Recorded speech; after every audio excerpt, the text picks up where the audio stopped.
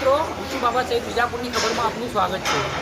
આજે આપણે આવ્યા છીએ વિજાપુરની લાડો રોડ પર જતા નીલકંઠ કોલ્ડ સ્ટોરેજ, જ્યાં સાઠિયા પાર્ટી પ્લોટની બાજુમાં છે અને અહીંથી સ્ટોરેજનું સાંઈબાબાનું મંદિર પર આવેલું છે।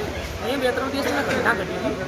ઘટના એવી હતી કે એમોનિયા લીકેજ થયો હતો। જે કોલ્ડ સ્ટોરેજ છે તેની અંદર જે લીકેજ થયો હતો, જેનાથી લઈને થોડો બટાકામાં જે કહી શકાય કે જે હવાનું પ્રમાણ પ્રસાર થવાથી કાળા બટાકા પડી ગયા છે।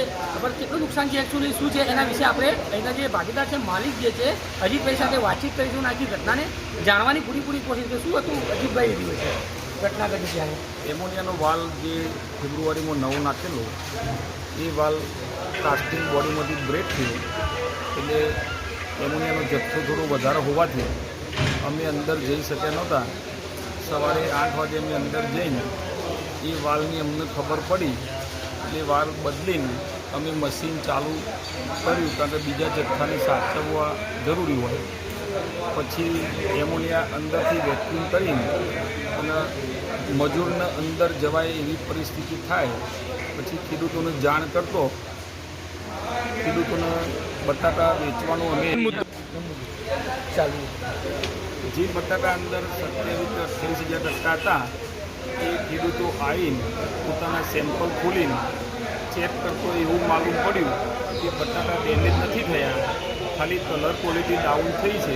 તો ખેડૂતોએ એવું કીધું કે અમને અમારા બટાકા વેચવા માટે તમે મજૂર લાવી અને અમને બટાકા ભરી આપો। આજુબાજુને માણસા કોલ્ડ સ્ટોરેજના મિત્રો, વેપારી મિત્રો બધાના સહયોગથી, ખેડૂતના સહયોગથી બટાકાનો જથ્થો 50% જેવો અમે કોલ્ડ સ્ટોરેજમાંથી કાઢીને અને હજી બી કાઢવાનું ચાલુ છે। 4-5-6 દિવસમાં જેટલું બને એટલું ઝડપી બધાના સહયોગથી અમે જથ્થો, ખેડૂતોના પૈસા જે બી થાય એ કરવા માટે એમને અમે જથ્થો સુપરત કરીએ છીએ। અને બીજી વસ્તુ છે કે જે કોલ્ડ સ્ટોરેજ છે, જે આપણે જોઈએ છીએ કે ઘટનાઓ બનતી હોય છે, બધી રાજકોટમાં બની છે, એના માટે પાવર સેફ્ટી, જે સલામતી માટે, સેફ્ટી માટે આપણે અહીંયા શું વ્યવસ્થા છે? એના માટે સેફ્ટી માટે અમે અહીંયા ફાયરની સેફ્ટીના અમારી જોડે બોટલો હોય, એમોનિયા માટે ગેસ માસ્ક અમારી જોડે આ પડ્યા સામે,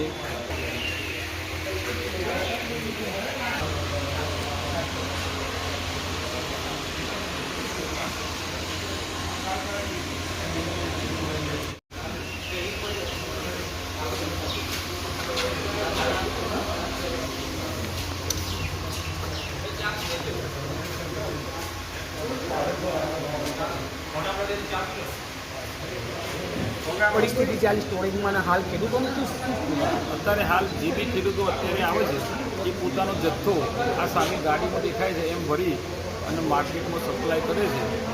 એટલે એમના જે પણ પૈસા ઊભા થાય, જેટલા ઝડપી સારા, કે જે માલ એકદમ જો બગડી જાય એને ફેંકવા જેવો જથ્થો ના થાય, એટલા માટે માર્કેટમાં સપ્લાય કરી રહ્યા છીએ। તો આપણે જે રીતે હાલ કહી શકાય, લોકો કહી રહ્યા છે કે ખેડૂતોના જે બટાકા છે ખરાબ થઈ ગયા છે, એકદમ બગાડ થઈ ગયું છે, એના વિશે આપણે શું કહેવું થાય? એવું માલિકની રીતે હું ખરાબ થઈ ગયા એવું ના કહી શકું, પણ ખેડૂતો અહીંયા જે છે પોતાના બટાકા માર્કેટમાં લઈ જાય છે। તમે ખેડૂતોને પૂછી શકો છો કે ભાઈ કઈ રીતના ખરાબ થયા છે, શું છે, શું એનું કોઈ મૂલ્ય ઊભું થાય છે કે નથી થતું, એ તમને ખેડૂતો જણાવશે। એ ખેડૂતોના જોડે તમે સમાચાર લઈ શકો છો, એ પોતે ખેડૂત હાજર જ થાય। એના માટે આપણે ખેડૂત મિત્રોથી વાત કરીશું થોડા। દર્શક મિત્રો, આપણે ખેડૂત મિત્રો જે છે જેમને નીલકંઠ કોલ્ડ સ્ટોરેજમાં માલ મૂકેલો છે, એમની સાથે પર વાતચીત કરીને જાણીશું કે આ ઘટનાની અંદર, આ દુર્ઘટનાની અંદર કંઈક બટાકો ખરાબ થયો છે, કેટલું નુકસાન પડ્યું છે, એ બધી વિગતવાર આપણે ખેડૂત મિત્રો સાથે બી ચર્ચા કરીશું અને જાણવાની કોશિશ કરીશું કે સૌથી પહેલાં આપણી સાથે સતીશભાઈ, જે આપણા જે બટાકા મૂકેલા હતા એમાં જે આ જે એમોનિયા ગેસ લીકેજ થયું, જેના કારણે નુકસાન શું ભાઈને, શું તમારે માંગ છે માલિકથી? અમારે કોલ્ડ સ્ટોરેજવાળાને તો હમણાં ભૂલ નહીં, આકસ્મિક એક્સિડન્ટ થયું। હવે એક્સિડન્ટ થાય ગમે તે રીતના, તો એમાં કોલ્ડ સ્ટોરેજવાળાને તો આપણે જવાબદારી ના તો મુકાય જ નહીં, અને એમના તરફથી અમને માલ કાઢવામાં પૂરેપૂરો સપોર્ટ મળી રહ્યો। માલમાં કંઈ અમારા માલમાં તો અમે કાઢીમાં બગાડ નહીં। તો આપણે કેવું હોય છે કે આપણે જે બટાકા હતા ને એમોનિયાનું ગેસ લીકેજ છે, એનાથી બટાકાને નુકસાન નથી, બટાકા નુકસાન નથી એટલું કે કાળી ચમડી કે એવું થઈ ગયું છે, ખાલી ઉપર નુકસાન જેવું છે। હા, તો તમારું શું નામ છે? દીપુભાઈ। શું થયું ભાઈ, તમે કયા ગામના ખેડૂત? મણિપુરાના મણીમાં શું નુકસાન છે બટાકામાં તમારા? બટાકામાં કોઈ બહુ મેજર પ્રોબ્લેમ થયો નહીં, સ્કિનની ડિસીઝ થયું થોડા, અને એ પણ માર્કેટમાં સારા ભાવે વેચાઈ જાય. તમને આ જે સ્ટોરેજના માલિક છે તેમનાથી શું આશા છે? અમને એમની સ્ટોરમાં આશ્વાસન આપ્યું અને સારો સહયોગ અને સહકાર આપ્યો. બીજું પેલા જો સામે ગાડી જે ટાઈપ ખેડૂતોએ મૂક્યો એના એ બારદાનમાં એમના પગાર થયો હોય ને છે, જોઈ શકો છો કે બારદાનની ઉપર પણ તમે જોઈ શકો છો કે જે રીતે એમ લઈ રહ્યા છે.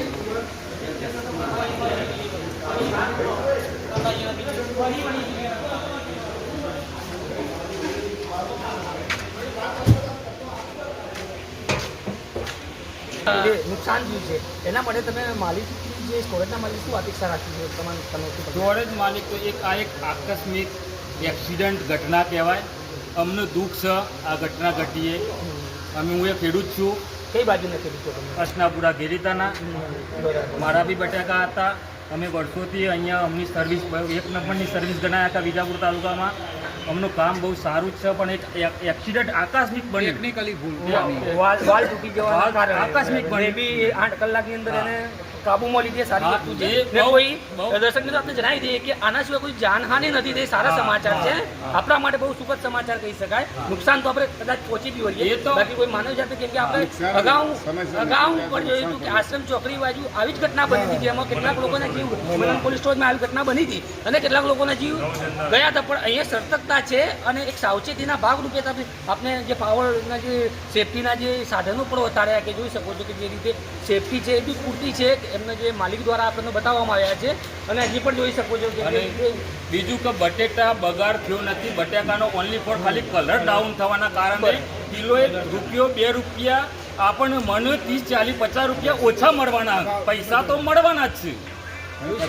એવું કંઈ ખરાબ થઈ ગયા બટાકા અને પદ્ધતિસર કોલ્ડ સ્ટોરેજના માલિકોએ પદ્ધતિસર સહકાર આપ્યો છે. અમને માલના પૈસા ઊભા કરી આપે છે.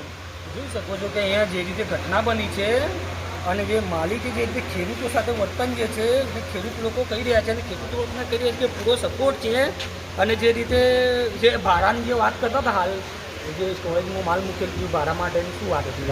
એમાં અમારી હજી કોઈ માગણી કોઈને કરી નહીં. કોલ્ડ સ્ટોરેજ તરફથી કોઈ ભાડાની માગણી કરી નહીં. કોલ્ડ સ્ટોરેજના માલિકો અમને કોમ્પ્રોમાઇઝ સાથે અમે કહીએ કે ભાઈ અમને સુરતની ગાડી કરી આપો, તેમને ગાડી કરી આપો, ત્યાં માલ પહોંચાડે. બહારથી આજુબાજુના કોલ્ડ સ્ટોરેજ ઉપરથી લેબર મંગાયા. એમને અમને બધી રીતના સપોર્ટ કરે છે અને સારા ભાવથી બટાકા વેચાય છે માર્કેટમાં. જોઈ શકો છો દર્શક મિત્રો કે જે રીતે ઘટના બની એના પછી જે બટાકાનો નિકાલ કરવાનો હોય છે, ખેડૂતોને બોલાવીને જે લેબરો જે મજૂરોને બોલાવી ગાડીઓ ઊભી કરીને સુરત સુધી બટાકા પહોંચાડવાની કોશિશ જારી છે અને પ્રયત્નો જારી છે. આપ જોઈ શકો છો, મારા કેમેરામેન કૈલાસભાઈને કહીશ જે ગાડી છે બટાકાની એ બતાવવાની કોશિશ કરે કે જોઈ શકો છો કે હાલમાં જે કહી શકાય કે જે બટાકા સપ્લાય કરવામાં આવી રહ્યા છે, જેથી લઈને ખેડૂતી માલનો નિકાલ થાય અને ઝડપથી આ જે માલ છે માર્કેટમાં વેચાઈ જાય તેના માટે પણ અહીંના જે માલિકો છે તેમનું પ્રયત્ન રહ્યું છે.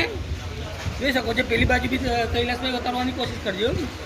મોટી ગાડી જોઈ શકો છો કે બટાકા ભરીને પડી છે. જે એમોનિયા ગેસથી જે લીકેજ થયાના કારણે જે એમની હવા લાગેલી છે, જેથી ગેસ લાગેલું છે અને જેથી લઈને એવી દહેશત હતી કે બટાકો ખરાબ છે. પરંતુ અહીંયા આપણે માલિકથી જાણી અને ખેડૂત મિત્રોથી પણ જાણ્યું કે બટાકામાં કંઈ છે નથી, પરંતુ જેની જે ત્વચા છે, જે ચામડી જે છે બટાકાના ઉપરની જે પડ છે એ થોડી ગેસના કારણે બ્લેક પડી ગઈ છે. પરંતુ આ બટાકા વેચાણ થઈ શકે છે બજારની અંદર, માર્કેટની અંદર ભાવ પણ આવી શકે છે. ત્યાં વધુ રિપોર્ટ અને વધુ માહિતી લઈને અમે ફરીથી મળતા રહીશું. ત્યાં સુધી મને અને મારા કેમેરામેન કૈલાસભાઈ ન્યાયને રજા આપો.